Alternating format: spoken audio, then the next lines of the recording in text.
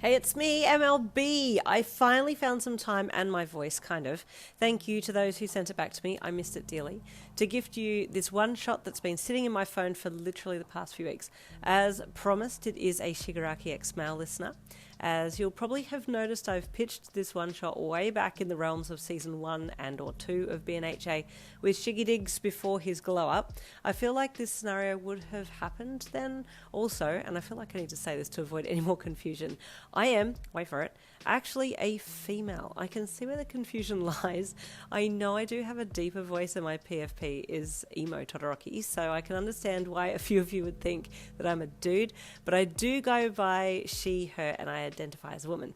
But I'm very much a tomboy, so I do have a dude-esque vibe. So as I shift into my more male persona, I'm going to be referring to what has become known as yin for when I'm doing a female listener. I'll be pronouncing it as YN for male, just so I can keep in the masculine headspace and not get confused. But can I just say I really appreciate everyone being so sweet and referring to me as they when they're unsure. You are so flippin' considerate and I love you for that. But feel free to call me her or she or Broseph, whatever bloats your goat, I don't care. Anyways, aside from that, what I also wanted to say is that work has been stepping on my face and I'm 4 days away from jetting off on holidays, so I will be back in the new year with a whole new lot of new stories and one-shots to share. Sorry, the end of the year kind of fell apart on me, but don't worry, I'm itching to get back here and I've missed you all, and I promise this isn't the end of me. Apologies to anyone that wanted me gone. Too bad, so sad, I'm coming back. So without further ado, I bring to you reclaimed Shigaraki X-Mail listener. Enjoy. It had been another long day at work. Office life just wasn't for you, but since that had happened, what other option did you have apart from making sure that you would never be seen of or heard of again? He wouldn't have cared anyway. With a sigh, you got up from your seat and grabbed for the freshly finished stack of papers and tapped them on the desk to get them to fall into place. Guess I'll get takeaway again on the way home. You thought as you left your small office room and headed out down the hall to put the papers in the inbox for the girls to sort out the next morning. With papers neatly in the tray now, you headed back to your office and entered. Working at the bank had its perks. It paid well at least, and the room was always kept neat and tidy, just how you liked it to be. Walking to the cupboard at the back corner of your room, you opened the door and took out your coat and bag, ready to be done for the day. But as you reached in, you felt a presence behind you and whipped around quickly. It took you a second to register that there was a person there, and you jumped initially with arms up ready to fight before recognising the one who stood before you. Your ex. That man.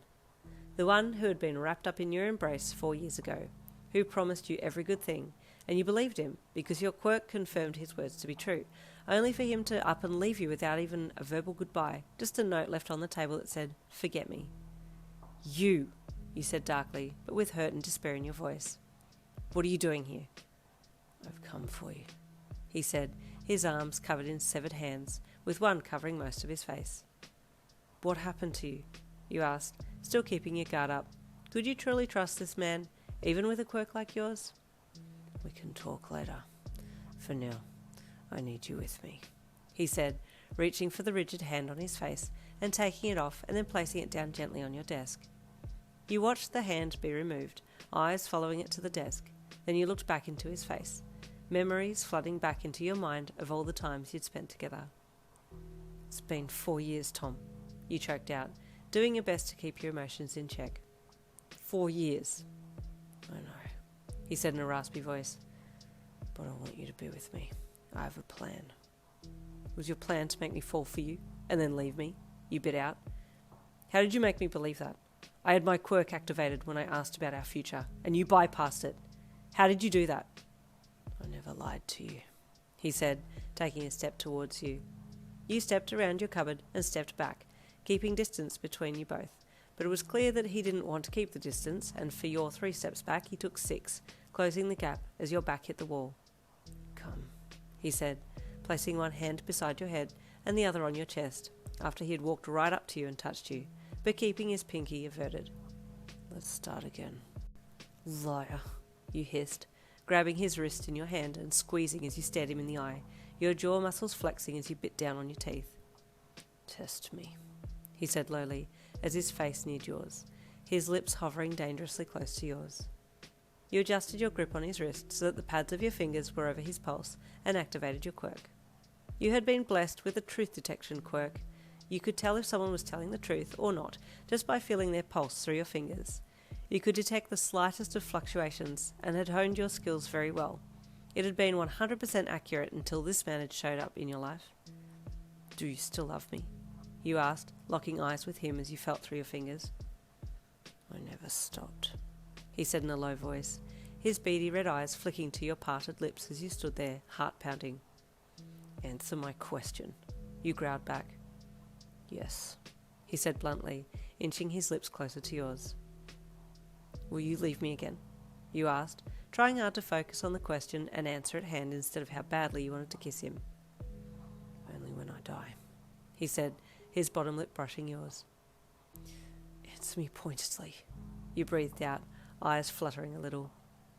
Suddenly his other hand was around your neck, thumb pressed up against your jawline to tilt your head so he could look down into your eyes, making sure to keep his pinky off you again. "I want you by my side, from now until the day I die," he said in a raspy low voice. "I never stopped thinking about you these past 4 years. I told you to forget me, so that you could move on, but I knew that I never could. What I want, I get, and since you remained loyal to us, you and I never moved on. I've come back to claim what's rightfully mine." It definitely wasn't a yes or no answer, but you felt that he was fully convinced of what he was saying, that he knew it to be true, and so you let go of his wrist, letting your hand fall to your side. "But why now? Why after all this time?" you asked in a hollow voice, not sure if you could fully believe him after what he had done to you before.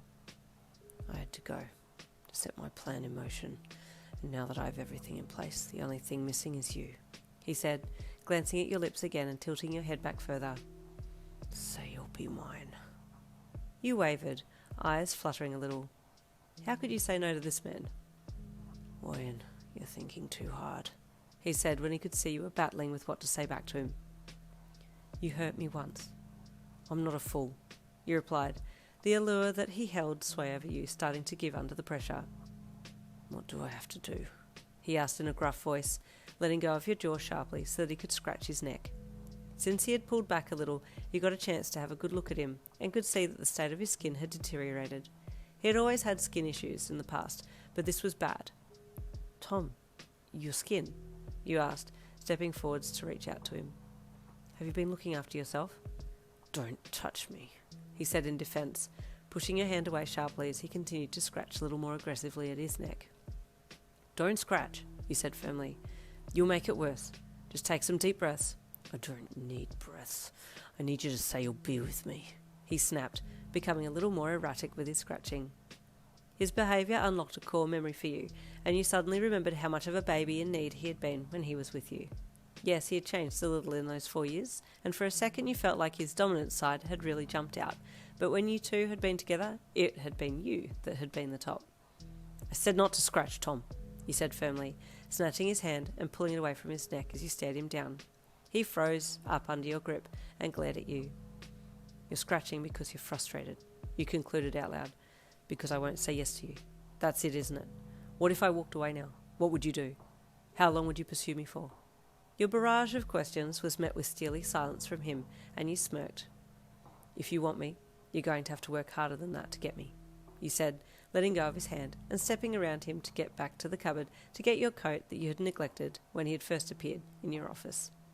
He made no move, and you got your coat and bag, then without looking at him, closed the cupboard door and turned to go to the door of the office. You desperately wanted him to call out to you or stop you, and prayed he would as you walked to the door. Suddenly he was there in front of you, with the severed hand back covering his face, and you threw your arms up to protect yourself as he grabbed you. A short struggle happened, and then you were pushed back first up against your office wall. "Tom, what?" "We're going," he said, clicking his fingers, and then all of a sudden you were dragged into a purple mist, and then in another blink of an eye, you were inside a bar somewhere. "What?" you asked in disbelief. "Come," your man said, taking your arm in his hand and walking off towards the door. Out into an adjacent corridor he led you, until he got to another door and let himself in. You presumed it was his bedroom, as it had a bed in there with all of his things. "Leave your things here. I want to introduce you to the League," he said. You put your bag down beside the bed and looked around. Different from our old apartment, you joked dryly. He turned to you and took a step towards you as he took the severed hand off his face again. Before you could say anything, his lips were locked with yours, speaking to you all of the things that had happened in those 4 years. But before anything progressed beyond kissing, he pulled back.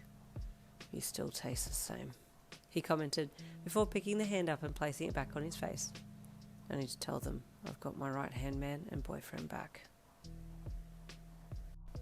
Well, I don't even know what to say to that one. Hope you enjoyed it. I will hopefully have another one-shot for you, possibly Christmas Day, if I can get something done before I go away. If not, have a wonderful holiday to everybody that's on holidays.